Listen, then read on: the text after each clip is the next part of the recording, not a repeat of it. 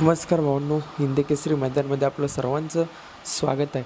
तर भावांनो, आज मुळशी येथे भव्य दिव्य असं ओपन बैलगाडी शर्यतीचं मैदान संपन्न होत आहे आणि या मैदानामध्ये आपल्या सर्वांच्या लाडक्या बकासूरच्या दावणीतला महाराज पळण्यासाठी गेला होता आणि बकासूर आज वाई मैदानामध्ये पळताना आपल्याला दिसणार आहे.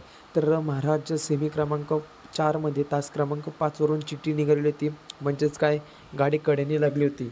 भाऊंनो, सर्वात प्रथम सुटून देखील महाराज आपला मेगा फायनल गुलालाचा मानकरी ठरला, कारण 2 नंबरवर जी गाडी होती ती देखील टॉपची गाडी होती. म्हणजेच काय, ती लेट सुटून देखील निकालावर काय तिने अंतर दिलेला भावांनो मानलं पाहिजे त्या जोडीला. आणि आजच्या मैदानामध्ये तीच 1 नंबर करेल असं देखील वाटतं आहे या स्पीड बघून. आणि नक्कीच भावांनो, महाराज तलाचा बादशाह आहे. तलाला चांगलाच पळतो.